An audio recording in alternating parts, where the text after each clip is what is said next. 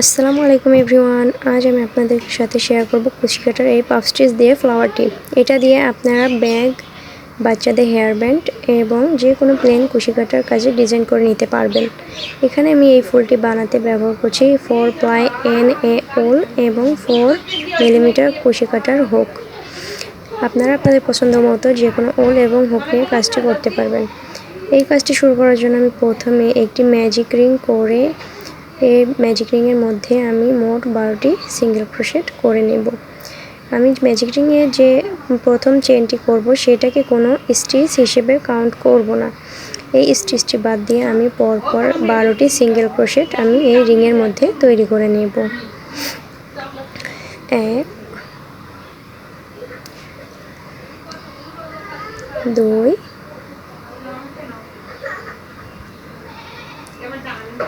3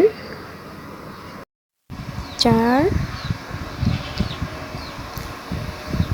5 এইভাবে করে আমি পুরোটি রাউন্ড কমপ্লিট করে নেব 12টি সিঙ্গেল ক্রোশেট করে। কুশি কাটার কাজ করতে যে বেসিক স্টিচগুলো প্রয়োজন সেটার একটি টিউটোরিয়াল আমার চ্যানেলে দেওয়া আছে, আপনারা চাইলে বেসিক ভিডিওটি দেখে নিতে পারেন। অবশ্যই কোনো না কোনো উপকার আপনারা পাবেন।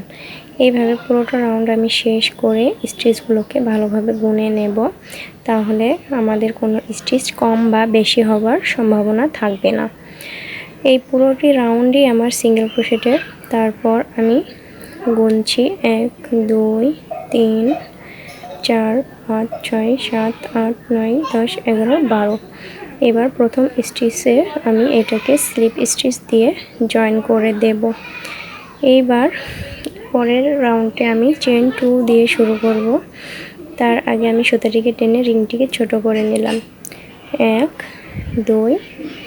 এবার হুকে সুতা পেঁচিয়ে আমি একবার সুতাটি বের করে আনব, আবারও সুতা পেঁচিয়ে সেম গ্যাপ থেকে বের করে আনব, আবারও সুতা পেঁচিয়ে আমি সেম গ্যাপ থেকে বের করে আনব। এভাবে পরপর 3বার বের করে আনার পর পরবর্তী যে স্টিচ আছে সেখান থেকে আমি এবার এভাবে পরপর নরম হাতে 3বার সুতার প্যাচ নেব এবং বের করে আনব।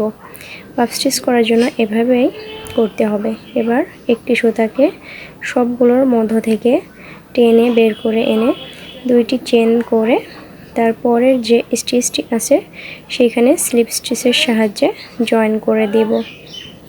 আমাদের একটা পাপড়ির কাজ শেষ। আমি আবারও আরেকটি পাপড়ির জন্য 2টি চেন করব এবং সুতা পেঁচিয়ে এই একই গ্যাপে পরপর 3বার সুতার প্যাচ নেব এবং বের করে আনব। আবারও সুতার প্যাচ নেব এবং বের করে আনব। এবার তারপরের স্টিচ থেকে আমি একইভাবে নরম হাতে পরপর 3বার সুতাটিকে বের করে নিয়ে আসব। 2 3। এবার এই সবগুলো সুতার মধ্য থেকে এই সুতাটিকে বের করে এনে আমি 2টি চেন করে তার পরবর্তী যে স্টিচটি আছে সেইখানে এটাকে স্লিপ স্টিচের মাধ্যমে জয়েন করে দেব। এভাবে আমাদের 2টি পাপড়ির কাজ শেষ হলো। পরবর্তী পাপড়ি করার জন্য আমি আবারও 2টি চেন করব। 1 2। সুতার প্যাচ নিয়ে বের করব 3বার। 1 2 3। এবার পরবর্তী ঘর থেকে আমি আবারও 1 2 3 এভাবে 3বার বের করে আনার পর আমি এবার পুরোটি সুতার মধ্য থেকে এই সুতাটিকে টেনে বের করে নেব। এই কাজটি করতে হয়তো প্রথম একটু কষ্ট হতে পারে, কিন্তু পরবর্তীতে আপনার অনেকটাই সহজ মনে হবে।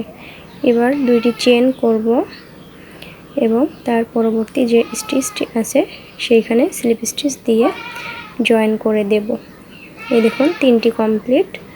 আবার 1 2 2টি চেন এবং সুতার প্যাচ এই সেম স্টিচের মধ্য থেকে আমি 1 2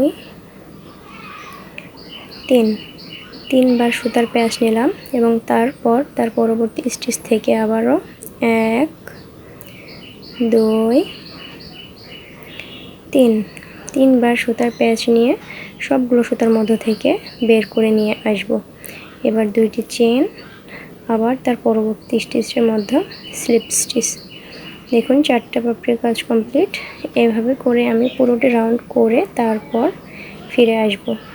অবশ্যই আপনারা পাফ স্টিচ দিয়ে ফ্লাওয়ার তৈরি করার জন্য উলটিকে ব্যবহার করবেন, কারণ উল সুতোগুলো ফ্লাফি এবং নরম হয়। অন্য কোনো সুতায় এই পাফ ফ্লাওয়ারটি এতটা ফুটে উঠবে না বা ফ্লাফি হবে না যতটা উল দিয়ে করলে হবে। আর বেশিরভাগ সময় আপনারা চেষ্টা করবেন একটু ভালো মানের উল নেওয়ার, তাহলে এই ফুলটিতে খসখসা কোনো ভাব আসবে না। এবার সুতাটি সবগুলোর মধ্যে থেকে বের করে 2টি চেন এবং তার পরবর্তী স্টিচে স্লিপ স্টিচ। এবার আমরা শেষের পাপড়িটি করে নেব। শেষের পাপড়িটি করার জন্য সেম প্রসেস ফলো করব। প্রথমে 2টি চেন এবং তারপর এই একই গ্যাপে আমি 3বার সুতার প্যাচ নিয়ে বের করে নিয়ে আসব। আমি বারবার বলছি আপনারা কাজটি নরম হাতেই করবেন এবং তার পরবর্তীতে আবারও 3টা সুতার প্যাচ নিয়ে সবগুলো সুতার মধ্য থেকে সুতাটিকে টেনে একবারে বের করে নিয়ে আসব। হয়ে গেল আমাদের পুরোটা রাউন্ড কমপ্লিট। এবার শুধুমাত্র 2টি চেন করে পরবর্তী যে স্টিচ আছে তার গোড়াতে একটি স্লিপ স্টিচ দিয়ে জয়েন করে নেব।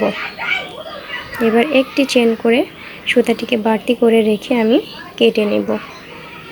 তারপর সুতাগুলোকে আমি পিছন দিক থেকে হাইড করে নেব। এই যে ফুলটি কমপ্লিট। আপনাদের ভালো লাগলে অবশ্যই লাইক, কমেন্ট এবং শেয়ার করবেন। আমার চ্যানেলটিকে সাবস্ক্রাইব করে পাশে থাকা বেল বাটনটি প্রেস করে দিবেন। এতক্ষণ সময় নিয়ে দেখার জন্য আপনাদের সবাইকে অসংখ্য ধন্যবাদ। এই দেখুন আমার ফুলটি কমপ্লিট হয়ে গেছে। এইবার আমি সুতাগুলোকে পিছন দিক থেকে এদিক থেকে ওই দিক থেকে সুতার মধ্য দিয়ে হাইড করে নেব। অবশ্যই এতক্ষণ সাথে থাকার জন্য অসংখ্য ধন্যবাদ।